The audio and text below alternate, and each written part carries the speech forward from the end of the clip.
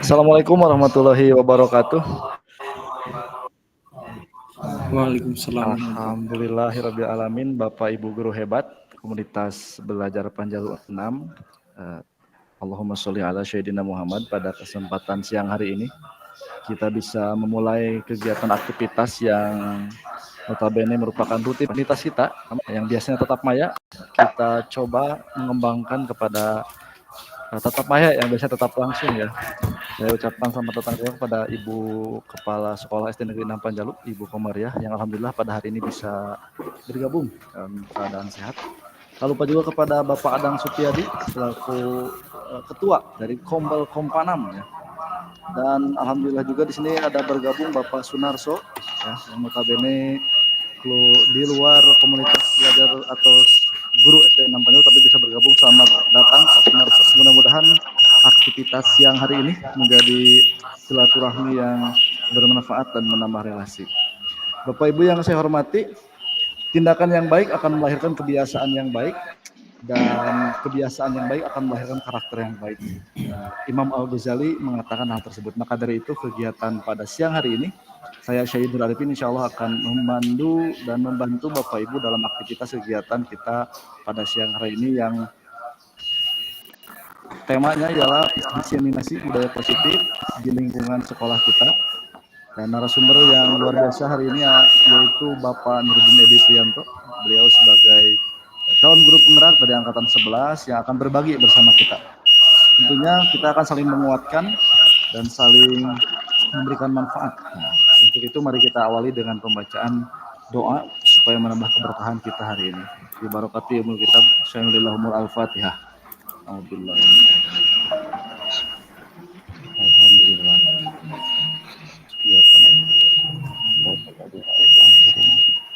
Amin ya Allah ya Rabbal alamin. Terima kasih Bapak Ibu guru hebat. Semarak 17 Agustus masih terasa, maka dari itu kita tingkatkan jiwa nasionalisme kita dengan menyanyikan lagu kebangsaan Indonesia Raya ya, supaya semakin menambah semangat kita hari ini. Ya ini menjadi budaya positif juga ya, penguatan nasionalisme. Nah, silakan Bapak Nurdin untuk men-share screen. Lagu Kurang lebih kita di sini akan 2 jam pelajaran ya, 2 JP sampai 14.30. Nah, kita nanti bisa berbagi tentang pengalaman budaya positif yang telah kita lakukan. Minimal kita mencoba salah satu ya. Maksimalnya semuanya. Tapi saya yakin Bapak Ibu telah mencoba atau mengalami berbagai budaya positif yang di sekolah Bapak Ibu masing-masing pernah implementasikan ya. Salah satunya ya tadi pembiasaan upacara misalkan, atau kan mengadakan beberapa program yang memang hubungannya langsung berdampak kepada peserta didik. Sudah siap Pak Nurdin? Ya, siap.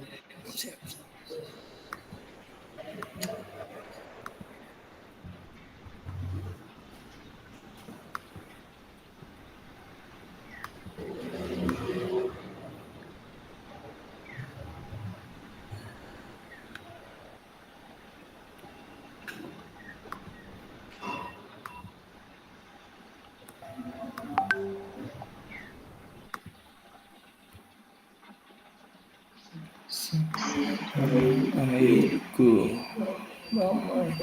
padaku sana diri.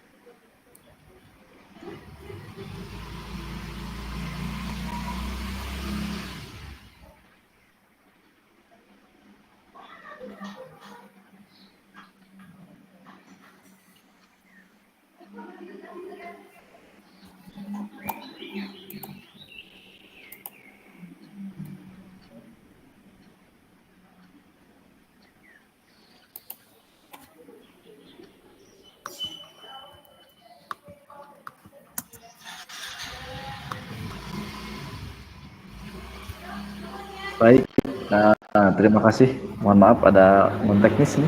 Mungkin di Bapak Ibu muncul suaranya, tapi di saya belum. Tapi nggak apa-apa. Mudah-mudahan apa yang telah kita upayakan menjadi suatu hal yang positif. Baik Bapak Ibu yang saya hormati, berikutnya ada prakata ya, prakata dari penanggung jawab komunitas belajar Panjalu 6 yang akan disampaikan Ibu Komariah. Pada Ibu Komariah dipersilakan untuk menyampaikan sepatah dua patah. Silakan Ibu.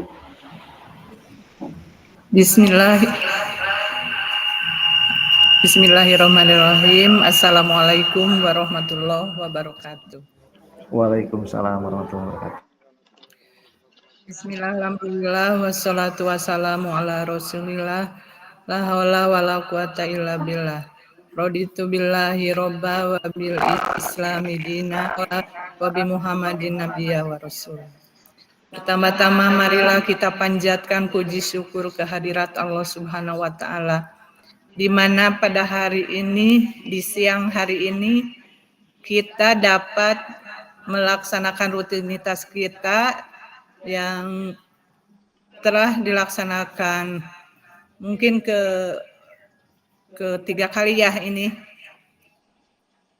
Yang ketiga kalinya dengan penuh rasa semangat ya. Mudah-mudahan dengan kegiatan rutinitas kita ini dapat menambah wawasan, dapat menambah semangat, dan menambah wawasan untuk kita semua.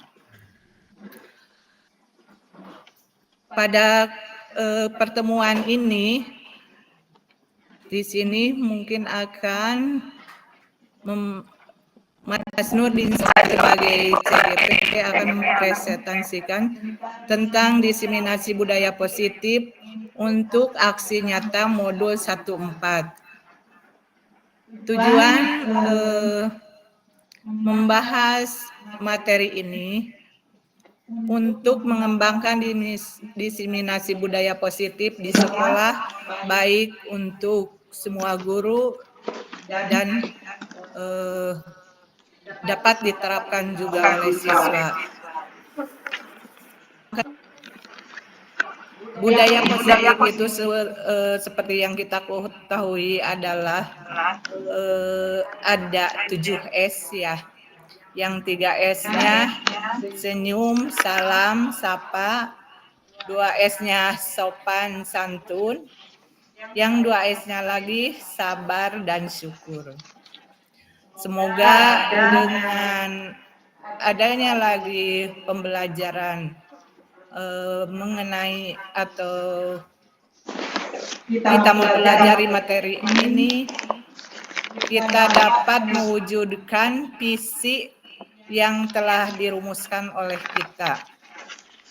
Yang mana SD 6 Panjalu mempunyai misi mewujudkan murid yang berakhlak mulia, berkarakter, dan berwawasan global.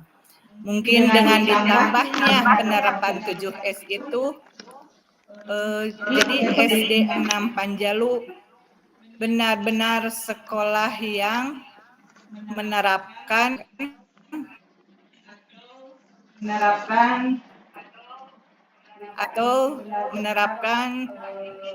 kita ini benar-benar manusia-manusia yang berakhlak.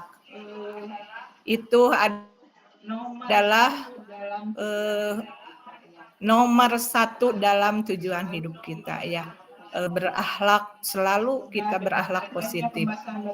Semoga dengan adanya pembahasan materi ini, anak-anak setiap hari menerapkan 7S itu. Mungkin akan lebih jelasnya nanti akan dipaparkan oleh Pak Nurdin selaku CGP dan mungkin sekarang sebagai narasumber di kelompok belajar ini. Mungkin itu sebagai sambutan dari saya selaku kepala sekolah. Mudah-mudahan sekali lagi dengan adanya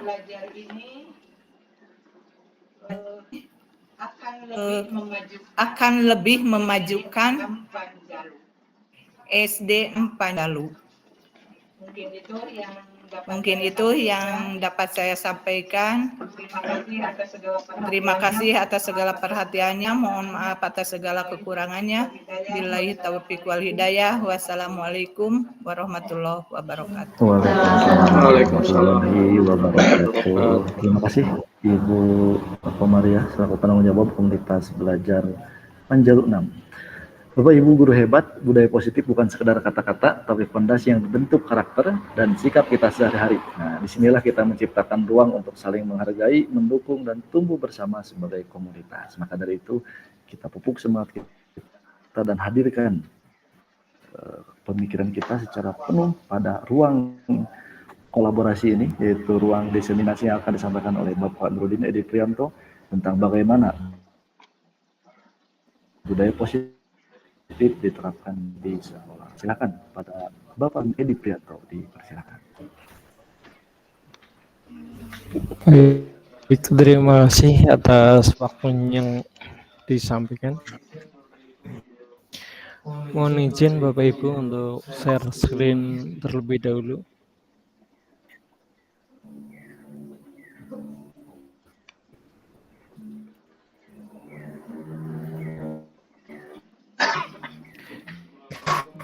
Assalamualaikum warahmatullahi wabarakatuh.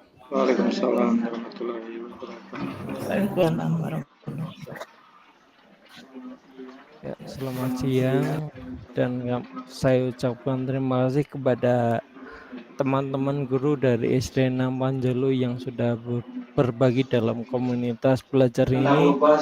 Dan saya ucapkan juga kepada dari rekan non SD 6 ada Bapak Sunarso, ada Bu Nahdimah yang telah bergabung dalam komunitas belajar pada siang hari ini.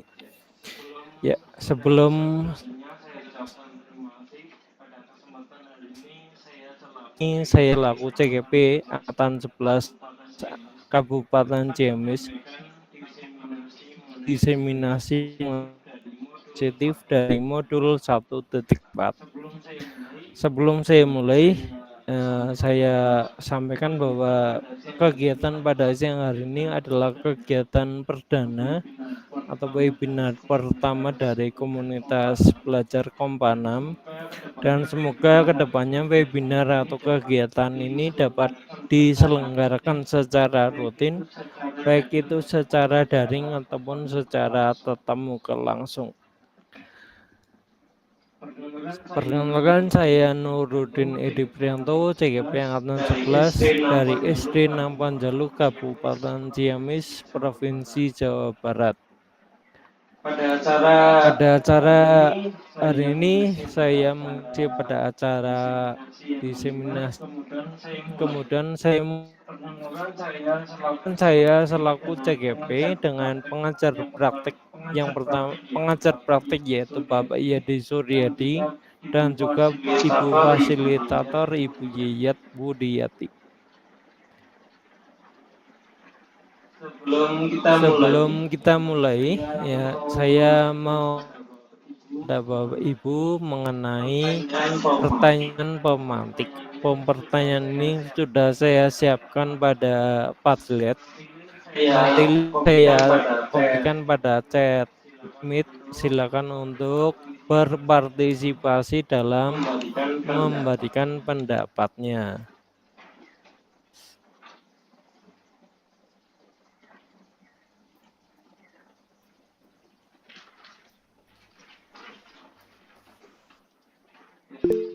Ya, silakan Bapak Ibu untuk membuka link Padlet tersebut dan kemudian nanti mengisikan dari pertanyaan-pertanyaan.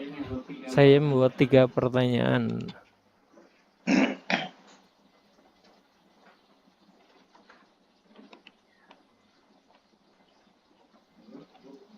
Klik linknya, diklik link infonya dulu.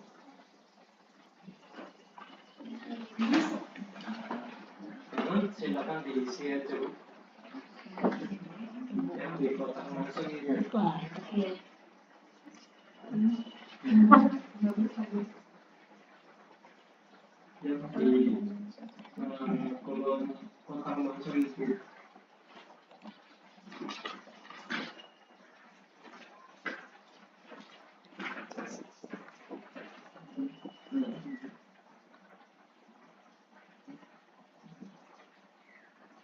Yang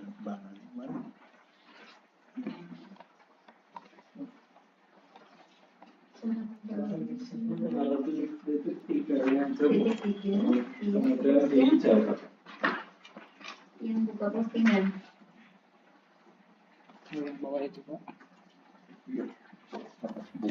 Silakan Bapak Ibu untuk memberikan jawaban pada link yang sudah saya sematkan pada kolom chat.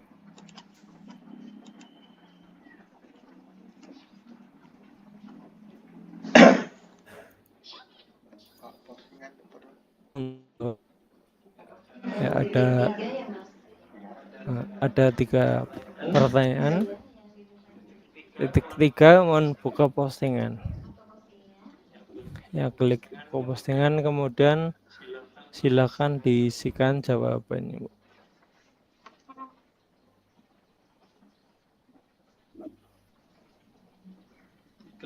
Klik aja, Pak.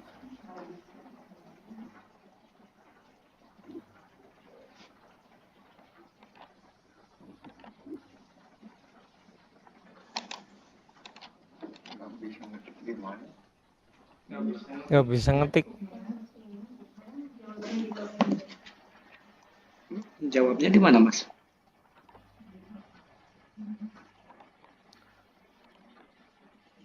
Ke postingan nggak bisa, Bu. Tapi jawabnya di sebelah kanan.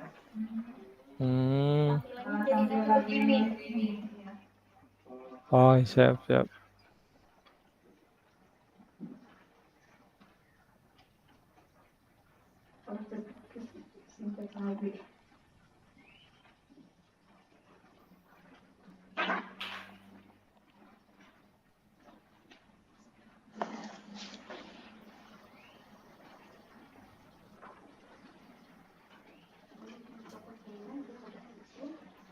Sudah, pertanyaan sudah muncul.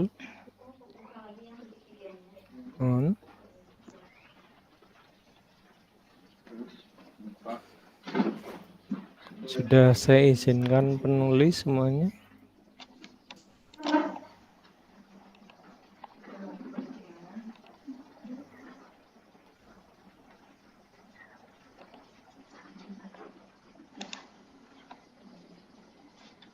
Belum juga, Bu. Oke. Ini tuh, tampilannya gini. Tapi nggak bisa. Oke. Ya, terima kasih untuk nanti kedepannya dapat dilanjut setelah link saya perbaiki. Saya lanjutkan untuk share screen materi.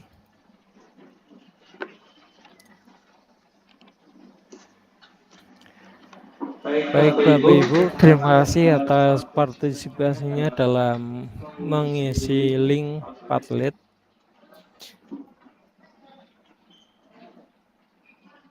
Saya mulai bahwa dalam budaya positif yang saya pelajari di TGP ada 5 bagian.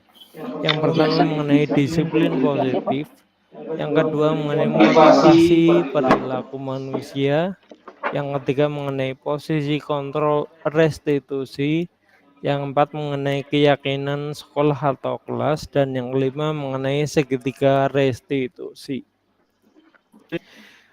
Posisi kontrol ini masih beberapa hal yang mengandung miskonsepsi tentang posisi kontrol. Bahwa yang pertama, ilusi guru tentang mengontrol murid ya.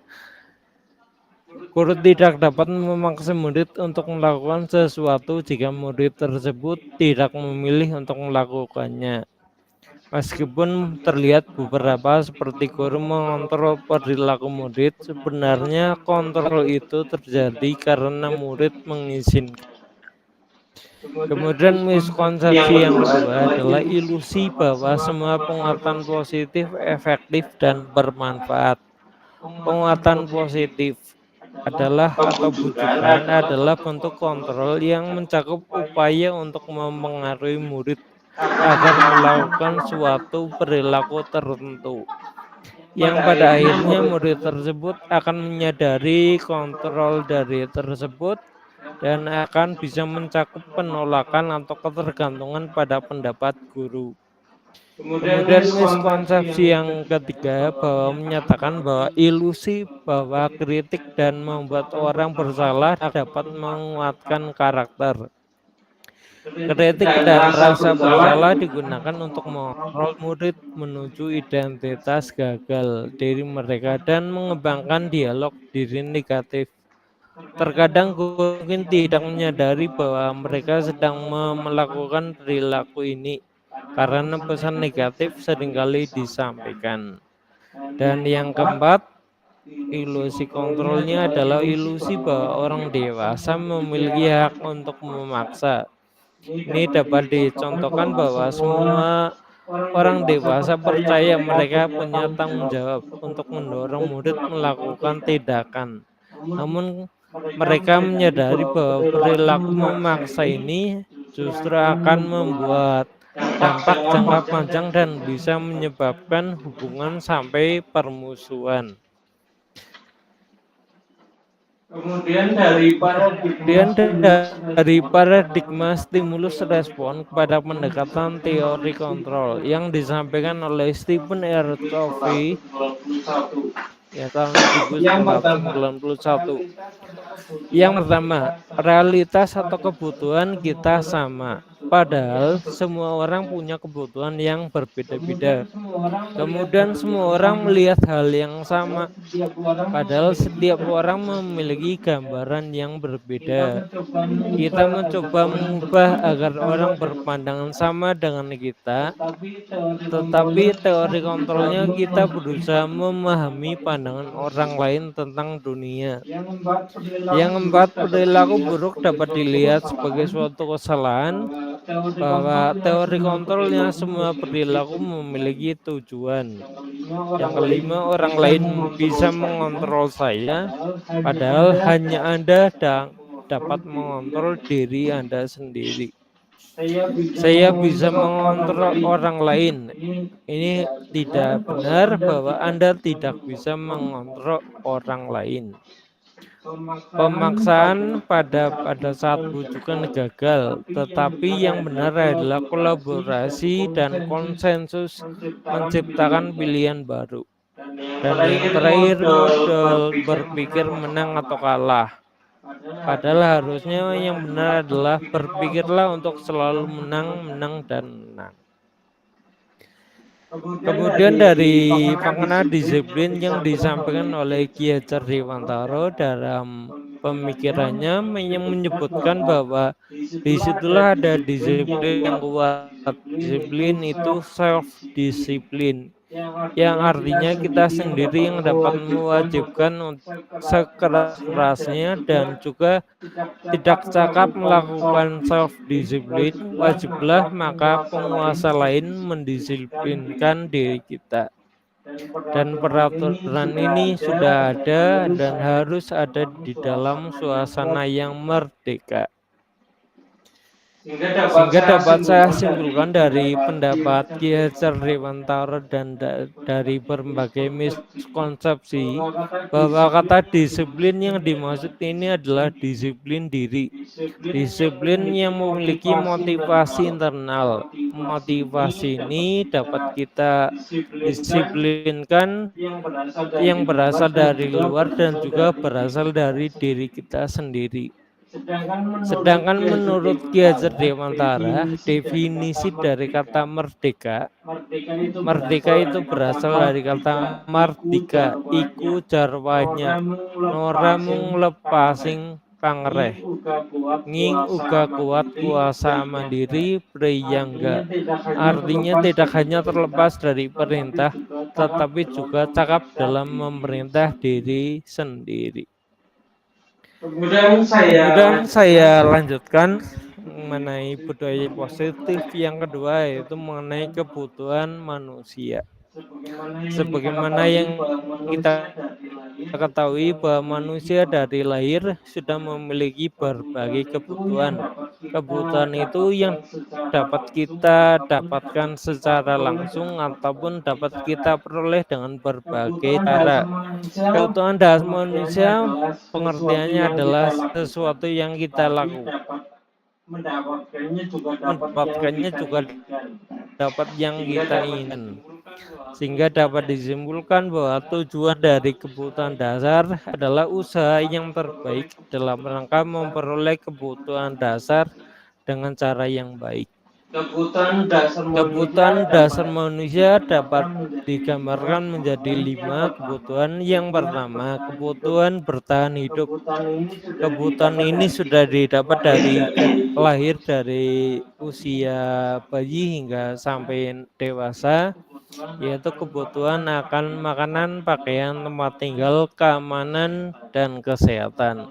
Atau dalam pembelajaran yang pernah kita sampaikan kepada murid, yaitu kebutuhan primer. Kemudian yang kedua, kebutuhan dasar yang perlu dan harus kita dapatkan rasa dipedulikan, rasa berbagi, kerjasama menjadi bagian dalam kelompok. Ya biasanya kebutuhan yang ini biasanya jarang didapatkan oleh semua orang, kecuali orang tersebut mendapatkannya dari orang yang tersayang. Misalkan dari keluarga terdekat atau dari teman-temannya. Kadangkala di lingkungan sekolah ditemukan beberapa murid yang mempunyai kekurangan dari kebutuhan kasih sayang, sehingga mereka terkesan cuek dengan keadaan dan seolah-olah ingin dipedulikan oleh orang lain.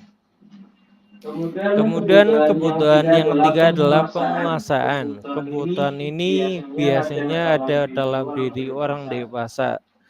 Biasanya penguasaan atau kebutuhan ini adalah tentang pengakuan harga dirinya, keinginan untuk dianggap menjadi pemimpin, penguasaan untuk dapat berprestasi, diakui dan didengar oleh orang lain. Namun kadangkala kebutuhan penguasaan ini disalahartikan oleh beberapa orang yang mengatakan bahwa penguasaan artinya mempunyai hak istimewa dalam mengatur orang lain. Kemudian kebutuhan yang keempat adalah kebutuhan freedom atau kebebasan. Kebutuhan ini biasa sudah mulai muncul tumbuh pada diri manusia ketika masuk ke usia remaja atau usia dewasa. Kebebasan dalam hal lainnya adalah melakukan apa sendiri dan mencoba hal-hal yang baru untuk dapat mengendalikan arah dari dirinya. Dan yang kelima, kebutuhan ini kebutuhan yang menurut saya kebutuhan yang ya termasuk kewajiban adalah kesenangan. Karena kebutuhan kesenangan, kebutuhan akan bermain, humor, antusiasme, dan tertawa jarang didapatkan ketika kita sudah menginjak usia yang dewasa. Apalagi mohon maaf apabila kita misalkan berkehidupan di suatu daerah atau tempat yang jauh dari keluarga, ya seperti saya sendiri. Kemudian yang ketiga, materi yang ketiga tentang teori motivasi seperti yang sudah tadi disampaikan bahwa motivasi perilaku manusia. Motivasi secara dasar dibagi menjadi 3. Yang pertama motivasi eksternal, yang kedua motivasi internal, dan yang ketiga motivasi salah ketik eksternal tapi kombinasi dengan internal. Sebagai contoh, motivasi eksternal adalah motivasi dalam hal melakukan tindakan disiplin. Tujuannya adalah supaya menghindari adanya hukuman. Kemudian motivasi internal adalah motivasi untuk mendapatkan imbalan atau penghargaan dari orang lain. Biasanya diperoleh dengan cara melakukan hal-hal yang baik atau hal-hal yang dapat bermanfaat bagi orang lain. Dan yang ketiga, motivasi internal ini yang kombinasi dari internal dan eksternal atau tujuan dari disiplin positif, yaitu agar kita menjadi orang yang merdeka, orang yang mereka inginkan dan dapat menghargai diri sendiri dan juga percaya akan nilai-nilai dari kebajikan. Kemudian saya lanjutkan ke materi yang berikutnya, keempat kalau tidak salah, mengenai hukuman, konsekuensi, dan restitusi. Secara garis besar, hukuman, konsekuensi, dan restitusi ini hal yang memiliki kemiripan sama. Namun dalam hal prakteknya di kehidupan kadang-kadang salah mengartikan mana yang termasuk hukuman, mana yang masuk konsekuensi, dan mana yang masuk ke dalam restitusi. Sebagaimana disampaikan oleh Goosen 2004 yang menjelaskan bahwa restitusi adalah proses menciptakan kondisi bagi murid untuk memperbaiki kesalahan mereka sehingga mereka bisa kembali kepada kelompok mereka dengan karakter yang lebih kuat, ya. Sebagai gambaran, restitusi ini biasanya banyak kita temukan di lingkungan sekolah, yaitu ketika anak-anak ya yang melakukan sedikit kekeliruan ataupun kesalahan yang tidak ada atau yang tidak sesuai dengan keyakinan di kelas. Sehingga dapat disampaikan bahwa restitusi merupakan proses kolaboratif yang mengajarkan murid untuk mencari solusi dari masalah mereka dan membantu murid untuk berpikir tentang orang lain yang mereka inginkan dan bagaimana mereka harus dapat memperlakukan orang lain.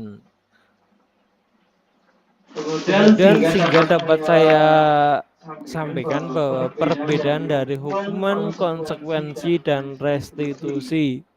Yang pertama, hukuman. Hukuman ini tidak terencana atau bisa datang secara tiba-tiba. Tetapi jika konsekuensi ini terencana atau karena ada kesalahan dalam menyepakati peraturan yang sudah berlaku. Sedangkan restitusi ini adalah hal untuk menciptakan murid dalam memperbaiki kondisi kesalahan yang dia buat. Kemudian perbedaan yang kedua, murid yang mengenai hukuman, murid tidak mau tahu apa yang akan terjadi atau tidak akan dilibatkan. Sedangkan pada konsekuensi, murid akan tetap dibuat tidak nyaman. Sehingga pada restitusi, proses yang mengajarkan murid untuk mencari solusi sendiri dari kesalahan yang dia lakukan, sehingga akan timbul rasa dan sikap kolaboratif dalam memperbaiki kesalahan. Kemudian perbedaan yang ketiga, pada hukuman ini hanya bersifat satu arah, artinya hukuman didapatkan oleh orang-orang atau murid jika melakukan kesalahan.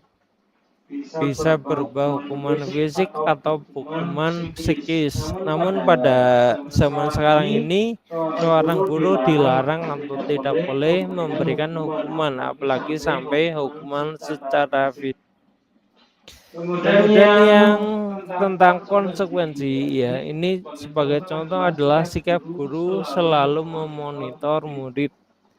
Dalam hal ini dalam kehidupan di kelas sehari-hari, ketika pembelajaran, guru selain sebagai motivator, selain sebagai pendidik juga sebagai monitor perilaku murid agar murid dapat bersikap dan bertingkah laku sesuai dengan kesepakatan dan keyakinan yang sudah disepakati di kelas.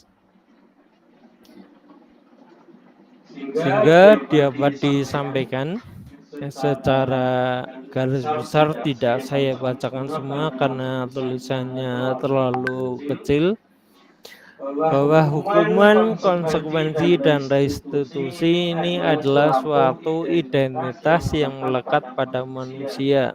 Apabila manusia atau seseorang mendapat hukuman, bisa dikatakan bahwa orang tersebut mengalami kegagalan.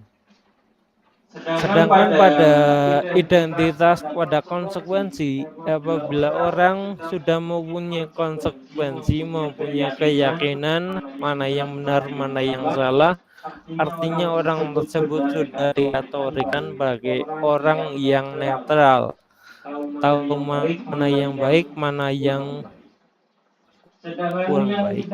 Sedangkan yang kita harapkan dari setiap murid adalah mempunyai identitas restitusi, yang mana identitas ini ya dapat menjadikan murid untuk selalu berperilaku dan berbudaya positif, baik itu dari tingkah lakunya, baik dari tutur kata maupun dari cara berpikiran dalam memecahkan suatu masalah. Sehingga harapannya ke depannya murid yang kita dambakan adalah murid yang dapat menghargai dirinya sendiri dan juga dapat menghargai orang lain. Kemudian juga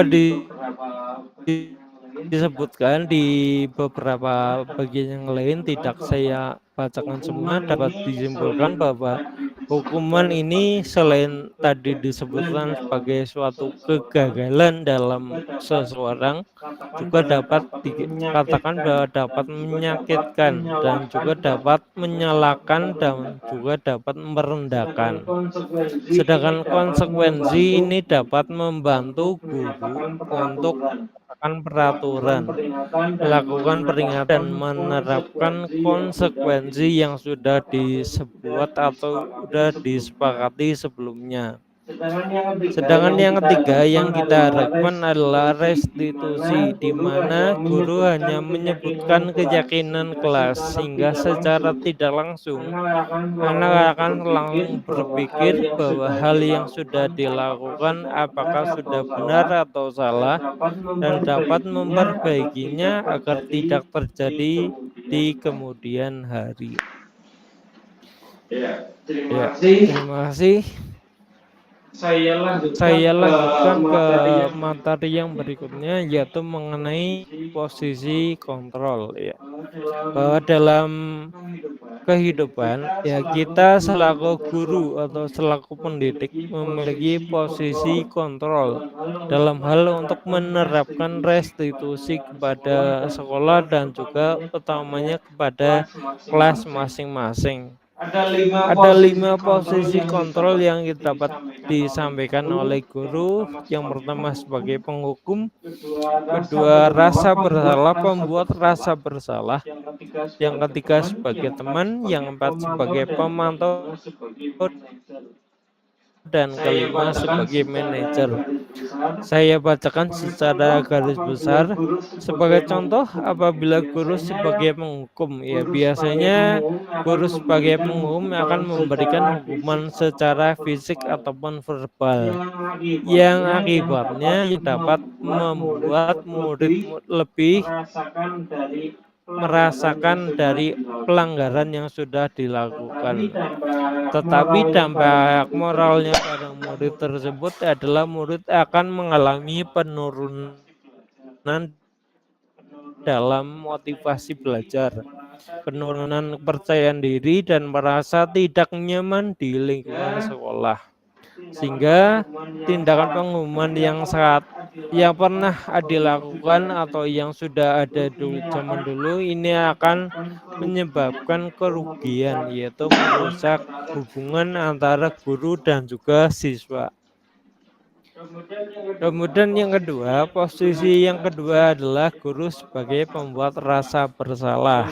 Dalam hal ini guru akan bersuara lebih lembut. Sebagai contoh, ya ketika ada anak yang membuang sampah, Ya. Nah, apakah sampah itu dibuang di situ? Pokoknya tempat sampah di sebelah pojok. Ya. Secara halus guru menyampaikan hal tersebut sehingga siswa seringkali merasakan malu dan merasakan perasaan bersalah yang sudah dilakukan, sehingga mereka akan merasakan perasaan bersalah ini dan dapat menurunkan harga dirinya, sehingga dapat juga mengganggu perkembangan akademik dan emosional mereka. Namun pada biasanya di sekolah dapat disebutkan bahwa pembuat rasa bersalah ini adalah salah satu cara yang paling mudah dilakukan ke anak karena tidak menimbulkan hal-hal yang dapat merugikan hubungan antara guru dan juga siswa. Yang ketiga, guru berposisi sebagai teman dari murid, sehingga seolah-olah guru akan memberikan hubungan yang baik agar terjalinnya hubungan antara guru dan murid, baik dari segi pembelajaran maupun dari segi humor, sehingga untuk dapat mempengaruhi seseorang. Sebagai contoh, hasilnya ini akan dapat dirasakan bahwa adanya keakraban antara guru dan murid yang menimbulkan dampak positif, utamanya pada lingkungan sekolah. Yang keempat, guru juga dapat sebagai pemantau. Pemantau artinya pengawas atau mengawasi tindakan yang dilakukan oleh murid kita.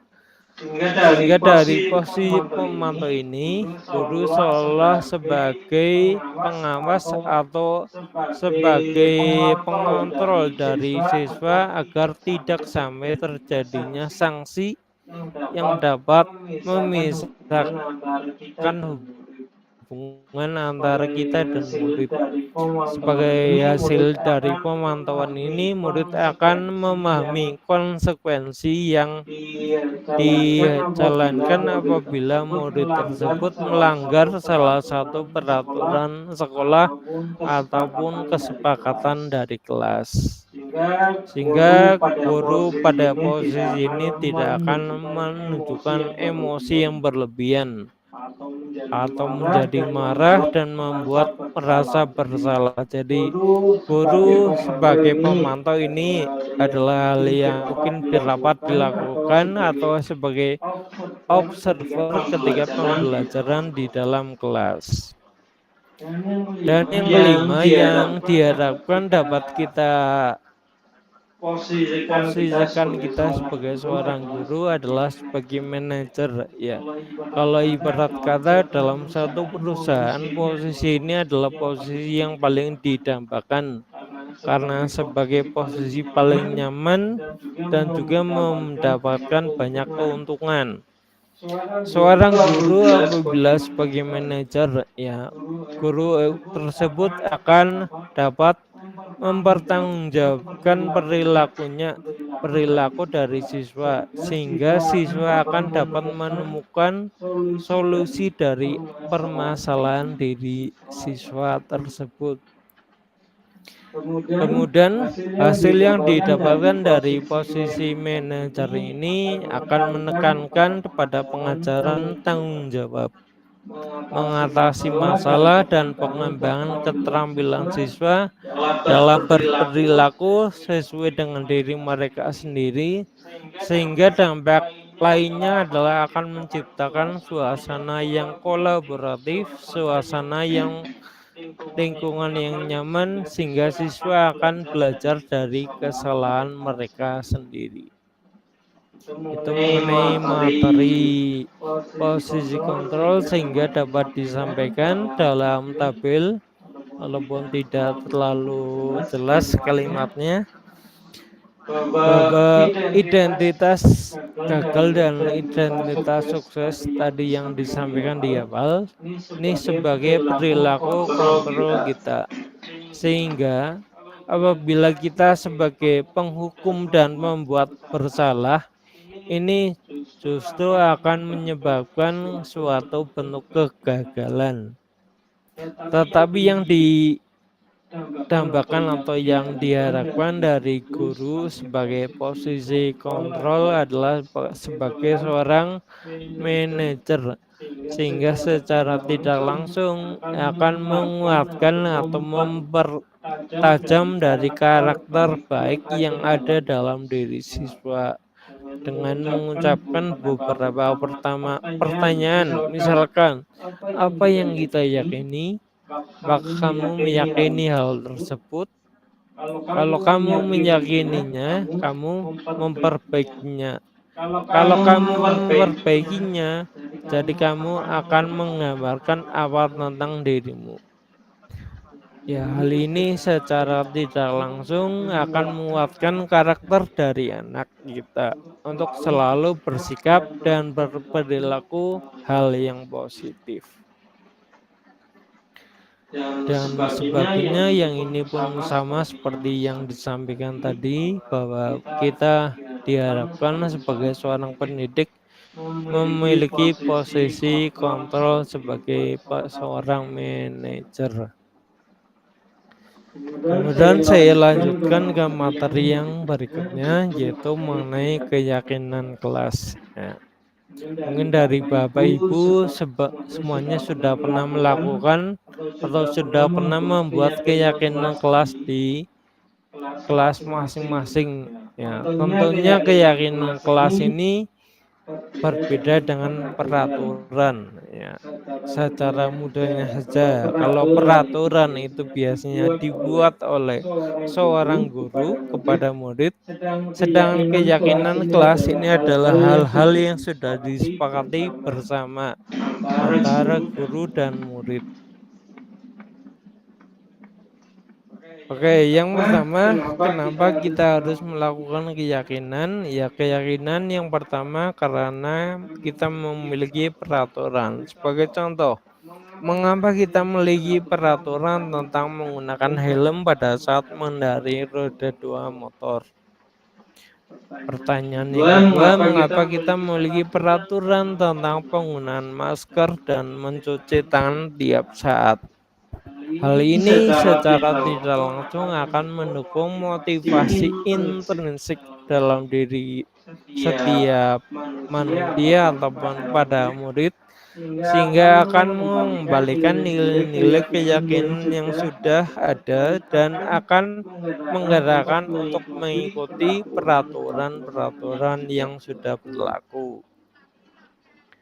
Kemudian dalam kelas kita, pembentukan keyakinan kelas ini bersifat abstrak, artinya berbeda dari peraturan yang dapat lebih rinci dan juga lebih nyata atau konkret. Keyakinan kelas dapat berupa pernyataan murid secara universal. Keyakinan kelas senantiasa dibuat dalam bentuk hal yang positif. Sebagai contoh, keyakinan kelas yang ada dalam kelas saya adalah untuk saling menghormati satu sama lain secara mudahnya. Tetapi kadang-kadang kalau menyampaikan ke anak-anak kadang-kadang menyebutkan hal yang positif terlebih dahulu. Ini sebagai contoh, misalkan tidak boleh membuang sampah, ya, sehingga hal kalimat yang negatif tidak ini dapat kita ubah menjadi hal yang positif, yaitu dengan buanglah sampah pada tempatnya. Kemudian keyakinan kelas ini tidak usah terlalu banyak, cukup beberapa poin. Kalau yang di kelas saya sampaikan kepada anak hanya 5 atau 6 poin saja.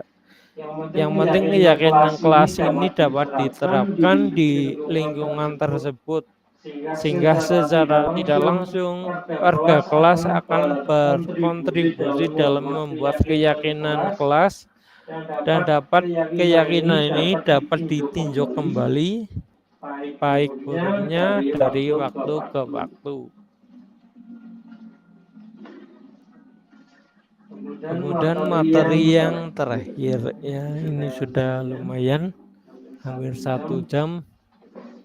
yaitu mengenai segitiga restitusi. Ya mungkin Bapak Ibu sebelumnya sudah pernah mendengar segitiga restitusi. Berarti ada 3 pernyataan yang dapat dijadikan sebagai pedoman kita dalam menciptakan lingkungan kelas, lingkungan sekolah yang aman, nyaman, dan menyenangkan.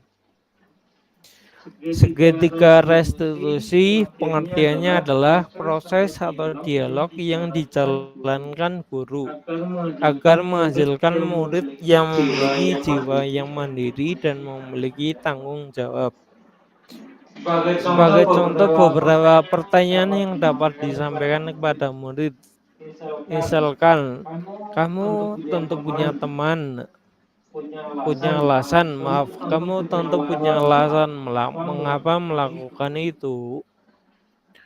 Adakah cara yang lebih efektif untuk mendapatkan apa yang kamu butuhkan? Tiap orang pasti punya kesalahan. Kamu bukan satu-satunya yang pernah melakukan ini. Keyakinan kelas apa yang telah kita sepakati? Apakah kamu ingin menjadi orang yang seperti apa? Itu beberapa pertanyaan yang terlontar dalam dialog segitiga restitusi antar guru dan siswa.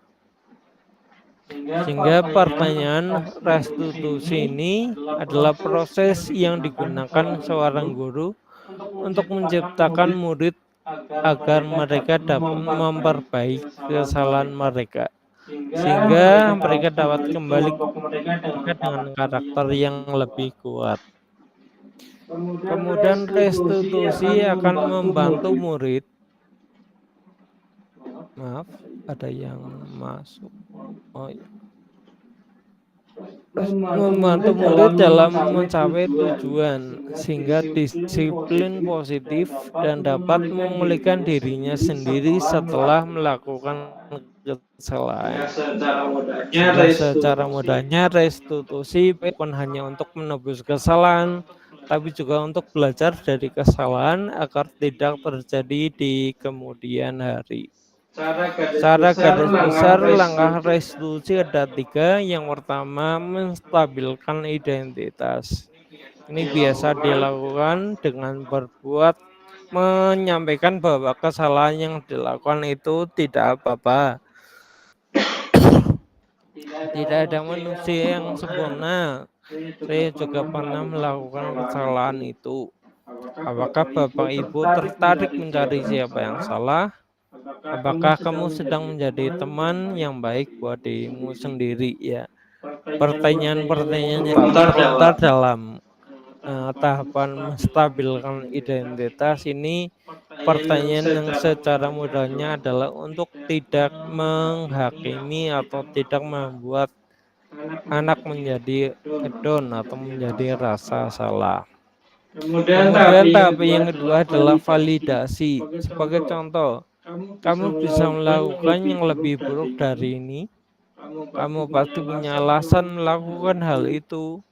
Kamu tentunya bangga terhadap dirimu sendiri karena kamu telah melindungi sesuatu yang penting. Kamu boleh mempertahankan sikap itu, tapi kamu harus menambahkan hal yang baru. Dan tahapan yang ketiga dalam restitusi adalah menanyakan keyakinan. Apa yang kita percayai sebagai kelas atau keluarga, apa nilai-nilai umum yang telah kita sepakati, apa bayangan kita tentang kelas yang ideal, dan tentunya kamu mau jadi orang yang seperti apa. Beberapa pertanyaan yang dapat dilontarkan guru ketika menanyakan kepada murid yang melakukan kesalahan dapat saya simpulkan dalam video yang sudah saya terapkan dalam kelas saya, yaitu kelas 5 SD 6 Panjalu, dengan kasus yaitu adanya murid yang tidak masuk sekolah. Kasusnya secara singkat adalah ada 2 orang siswa DLK dilaporkan tidak mengikuti pelajaran karena membolos sekolah. Mereka membolos karena bermain HP seharian di rumah. Hal itu dilakukan karena mereka merasa bosan di kelas dan mengajak temannya yang lain untuk membolos sekolah. Waalaikumsalam. Silakan duduk. Bilang Kak, kemudian Pak Guru mendapat laporan kalian berdua tidak masuk ke sekolah. Apakah itu benar? Iya. Lalu kalian pergi kemana dan ngapa? Saya di rumah Pak. Baik, setiap orang pasti punya kesalahan, baik itu yang sengaja ataupun tidak sengaja. Coba kalian pikirkan manfaat apa yang kalian ambil ketika pulang sekolah. Tidak ada. Lalu membolos sekolah yang kalian lakukan itu benar atau salah? Salah. Saya sedang melakukan dan membuat itu menjadi cemas. Baik. Kenapa kalian habis membolos sekolah dan main HP? Kemarin saya lakukan di kelas baru bolos makanya saya bolos.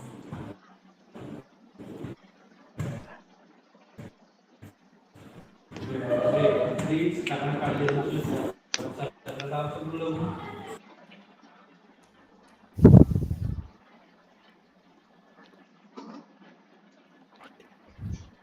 Apakah akan masih mau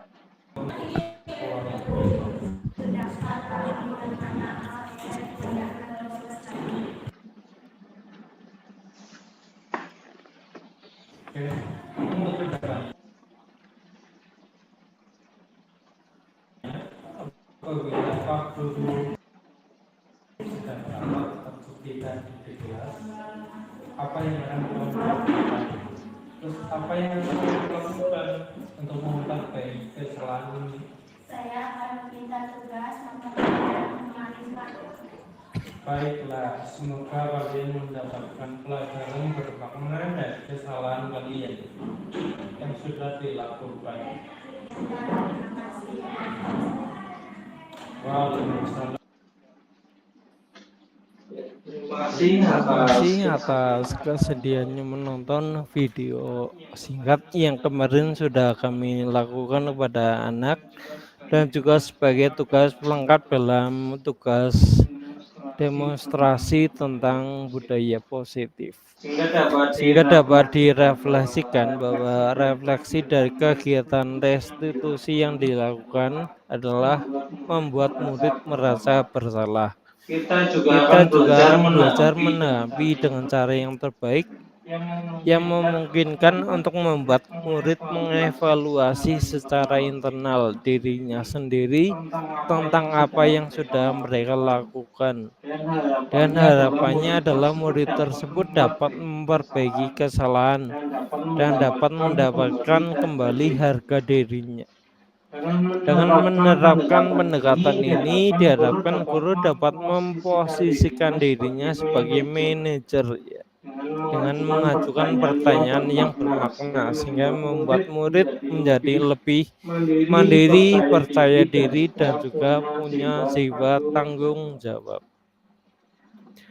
Secara umum, secara garis besar dari materi yang sudah saya sampaikan bahwa tentang budaya positif dimulai dari disiplin positif. Sesuai dengan pendapat dari teori Dr. William Glaser, ini dijabarkan bahwa budaya positif ini dapat dimulai dari diri sendiri dengan mengetahui makna dari kata disiplin, kemudian tidak dapat mengontrol orang lain dan memiliki tujuan ke internal, tujuan masa depan, dan juga dapat berpikir untuk selalu menang dan juga dapat merealisasikan kebutuhan yang berbeda-beda melalui berbagai metode, berbagai alur, sehingga diharapkan akan timbullah suatu yang namanya dengan keyakinan kelas. keyakinan kelas dapat berjalan efektif, sehingga kebutuhan manusia yang 5 itu dapat terpenuhi dengan maksimal. Dan saya sampaikan terima kasih banyak atas partisipasinya dalam penyampaian materi saya. Terima kasih, kurang lebihnya mohon maaf. Wabillahi taufiq wal hidayah. Wassalamualaikum warahmatullahi wabarakatuh. Waalaikumsalam warahmatullahi wabarakatuh.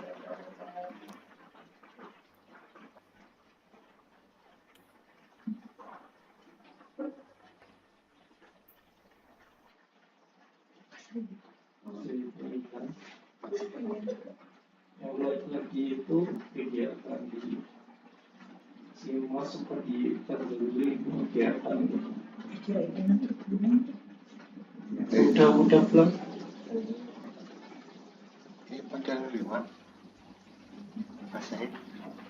Waktu saya kembalikan kepada moderator.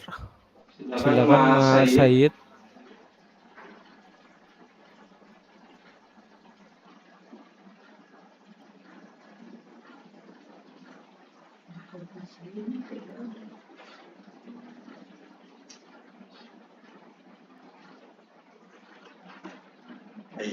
Ajudan semua utang saya ayah ajudan semua gitu.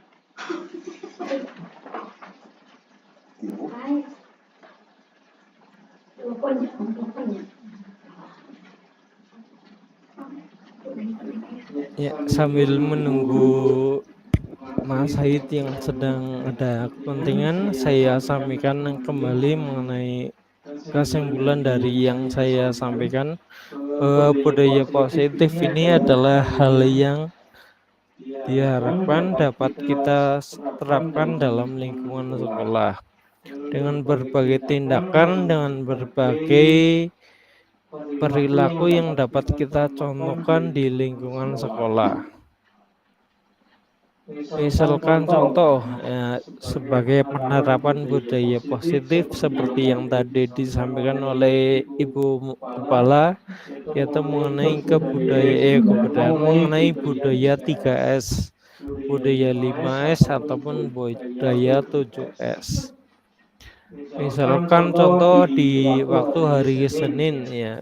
Hari Senin kan biasa diadakan kegiatan upacara yang dapat dilakukan lebih awal waktunya dari hari biasa, sehingga kita selaku guru bisa melakukan salah satu budaya positif, yaitu dengan menyambut mereka dengan mengucapkan salam dengan senyum dan sapa. Secara tidak langsung dari hal yang mudah dapat dilakukan ini akan memberikan dampak pada diri siswa. Siswa akan merasa senang, akan merasa nyaman bahwa di sekolah mereka disambut oleh para guru yang sudah setia untuk membimbing dan memberikan pengajaran pada mereka. Kemudian selain hari Senin, misalkan contoh di sekolah kami di hari Jumat ya, hari Jumat dulu. Di hari Jumat anak-anak biasanya berpakaian muslim ya. Dan kegiatan biasanya diawali dengan kegiatan pembiasaan, yaitu kegiatan sholat duha. Sholat duha dapat diikuti oleh semua siswa dan dilakukan sebelum jam pembelajaran. Setelah kegiatan sholat duha berjamaah, kemudian diikuti dengan kegiatan pembacaan suratan pendek ataupun juz amma.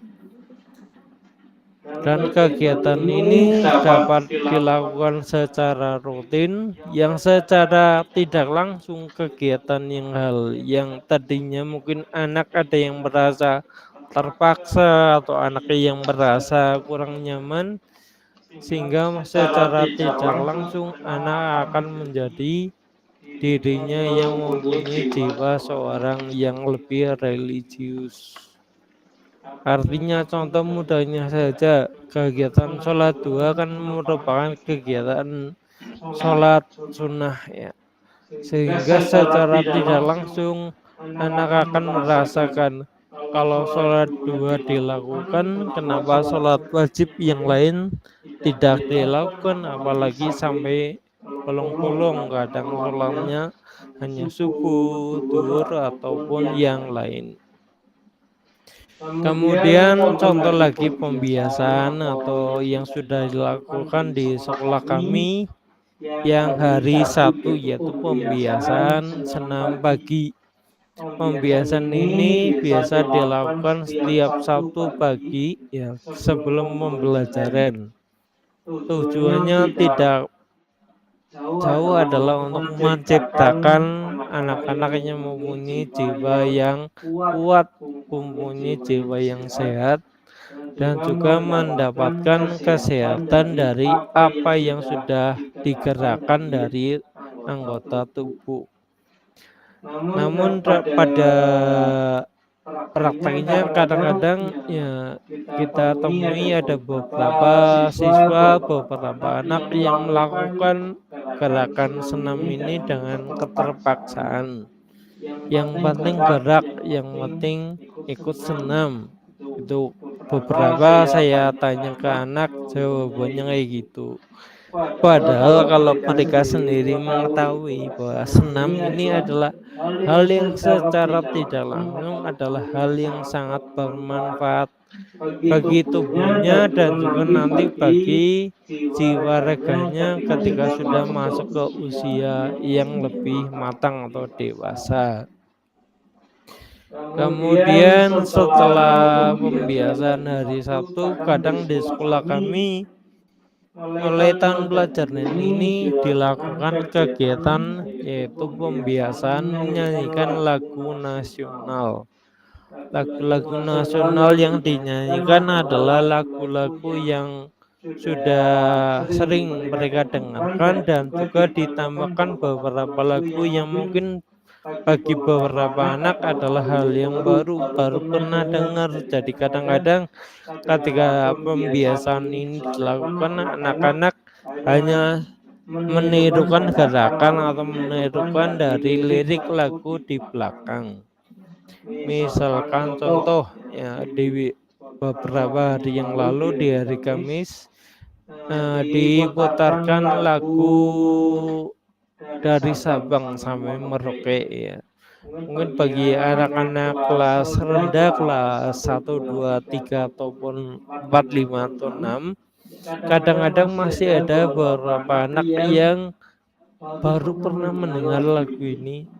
Pas ditanya, loh kamu taunya lagu apa? Taunya lagunya Indonesia Raya. Karena itu lagu yang sering didengarkan ketika zaman sekolah di TK, PAUD, ataupun dari RA. Sehingga secara tidak langsung pembiasaan dari lagu-lagu nasional ini dapat menciptakan lingkungan, menciptakan pembiasaan. Pertamanya adalah pada diri siswa bahwa mereka adalah mempunyai jiwa yang nasionalis, jiwa yang menjunjung tinggi antara keberagaman dari Sabang sampai Merauke. Kemudian beberapa kesempatan yang kemarin kami juga pernah menyampaikan dalam kegiatan komunitas di kami secara luring, yaitu kegiatan mengenai visi dan misi. Visi utamanya tentang kegiatan visi.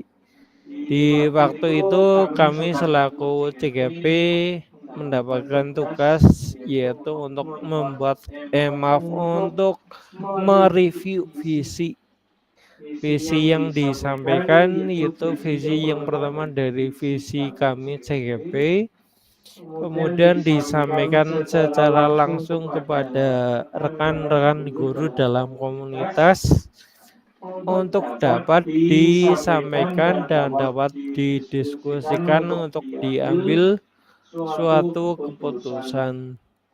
Inti dari kegiatan ini adalah untuk mereview dari visi yang lama. Visi yang lama kalau tidak salah ingat itu adalah terwujudnya siswa yang berakhlak mulia. Sedangkan kalau sekarang harapan dari pemerintah, dari kementerian melalui kegiatan Merdeka Belajar, Merdeka Mengajar menciptakan adalah salah satu jiwa-jiwa dari murid kita yang mempunyai profil belajar Pancasila. Ada 6 dimensi profil, sehingga dari 6 dimensi ini kami selaku perwakilan CGP menyampaikan bahwa mereview dari visi yang lama hanya menambahkan 2 karakter, sehingga reviewnya adalah terwujudnya siswa yang berakhlak mulia dan mempunyai kebinekaan serta berwawasan global. Itu yang dapat saya sampaikan dalam kegiatan diseminasi pada hari ini. Halo. Pak, mohon maaf, ini Pak Sayidnya sedang kegiatan presentasi dalam lingkungan secara luring, jadi saya ambil alih dari kegiatan, menginjak ke acara yang berikutnya adalah acara mengenai diskusi atau tanya jawab. Monggo, masih ada waktu kurang lebih 10 menit. Saya sampaikan kepada Bapak Ibu apabila ada yang mau ditanyakan atau mungkin ada hal yang akan disampaikan supaya kita bisa saling berkolaborasi, saling berbagi mengenai hal-hal positif yang sudah diterapkan atau yang akan diterapkan di lingkungan sekolah. Monggo, silakan Bapak Ibu, bagi yang akan menyampaikan silakan open audio mic-nya.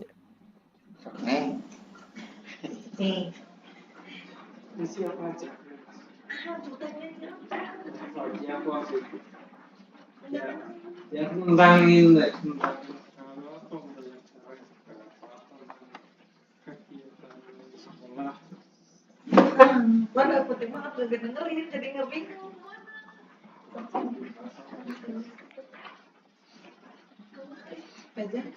Apaan? Mengajukan pertanyaan. Tentang apa? Tentang soal tindakan apalana kebangsaan. Saya juga nanti jawabnya yang penting jawab.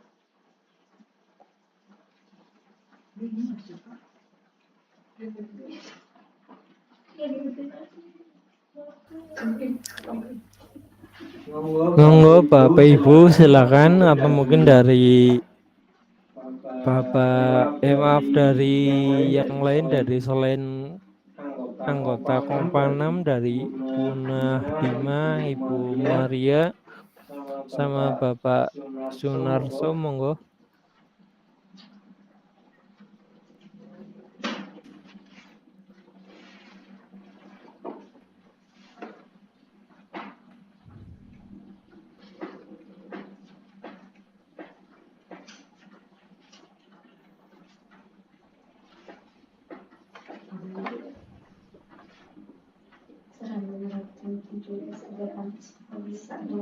bisa menerapkannya bagaimana gitu ya. Ya, 12 menit. Lumayan Bu.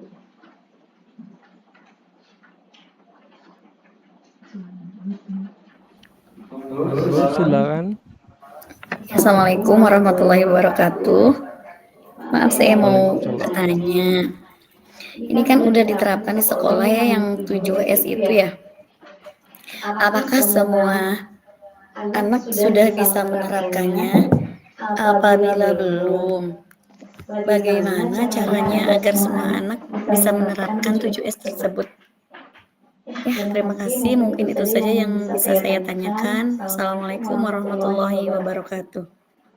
Waalaikumsalam warahmatullahi wabarakatuh. Ya, Terima terima kasih. kasih Bu Ira atas pertanyaannya. Sambil menunggu Pak Moderator yang sedang presentasi juga di kesempatan luring, saya mencoba menjawab dari pertanyaan Ibu Ira mengenai budaya 7S ya. Sebenarnya singkat saja Bu, kebudayaan 3S, 5S, 7S ini dapat diterapkan di semua sekolah. Hanya saja kebudayaan 7S, 3S, atau 5S ini memerlukan waktu yang atau memerlukan proses yang cukup lama. Karena apa? Karena setiap anak memiliki karakter yang berbeda, karakter yang mempunyai keunikan, dan kita tentunya sebagai seorang guru mempunyai tugas adalah untuk dapat memberikan rasa kenyamanan dalam lingkungan sekolah. Sebagai contoh saja dalam sopan dan santun ya. Kadang-kadang di lingkungan sekolah kita temukan beberapa anak ya yang unik atau yang berbeda dari teman yang lain. Sebagai contoh ada anak yang memiliki kebiasaan, yaitu kebiasaan untuk melakukan hal-hal yang tidak sewajarnya atau hal-hal yang dilakukan untuk mencuri perhatian atau untuk memancing adanya respon balik dari siswa yang lain ataupun dari gurunya, sehingga secara garis besar bahwa anak tersebut adalah anak yang memiliki kebutuhan yang belum dicukupi, yaitu kebutuhan untuk dapat diterima dan diakui. Dari contoh anak tersebut ini dapat disampaikan oleh guru ke semua siswanya dalam kelas bahwa pembiasaan atau kegiatan yang sudah dilakukan di kelas ataupun yang sudah dilakukan di sekolah tidaklah mempunyai mohon maaf, tidak menjadikan hal yang terbebani oleh siswa, tetapi harapannya dari kegiatan yang sudah dilakukan ini akan timbul suatu kesadaran dari siswa bahwasanya yang dilakukan, yang diperbuat, yang diucapkan adalah tindakan-tindakan yang mana yang sesuai dengan peraturan atau keyakinan dan mana yang tidak sesuai dengan keyakinan. Sehingga kesimpulan dari pertanyaan yang disampaikan Bu Ira bahwa budaya positif atau budaya 3S, 5S, dan 7S ini dapat diterapkan setiap saat, tetapi memerlukan proses, memerlukan waktu agar semua siswa mempunyai kesamaan bahwa mereka mempunyai keinginan untuk selalu menciptakan atau melakukan hal-hal yang positif. Seperti itu yang dapat saya sampaikan. Kebetulan ini Pak Moderator sudah, silakan waktu saya kembalikan ke Pak Moderator. Monggo.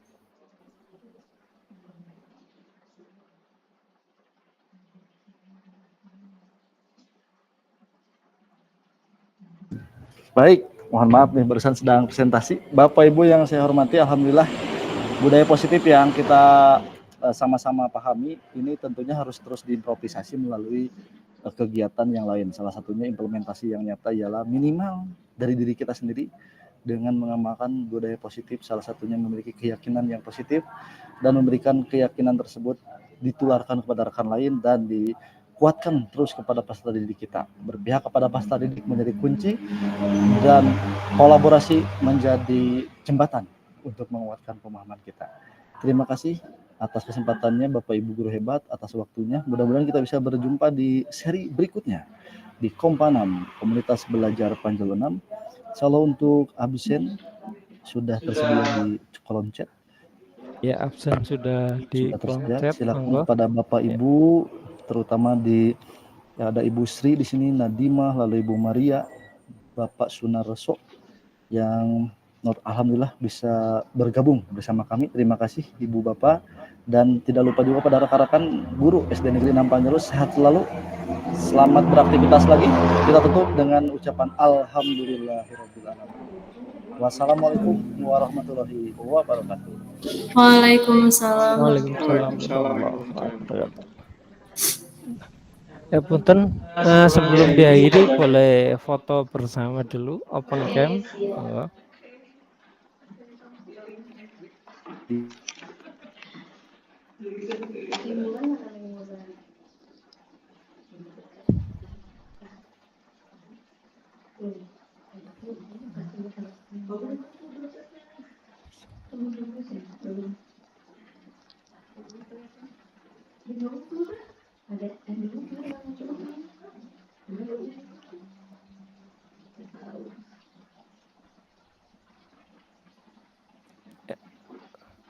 Oke, 1, 2, 3 lagi.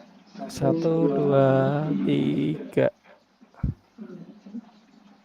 Oke, terima kasih Bapak Ibu. Monggo silakan melanjutkan aktivitas, dan terima kasih atas kesediaan dari yang selain anggota Kompanam, Bapak Sunarso, Ibu Maria, dan Bu Nahdimah. Terima kasih. Wassalamualaikum warahmatullahi wabarakatuh.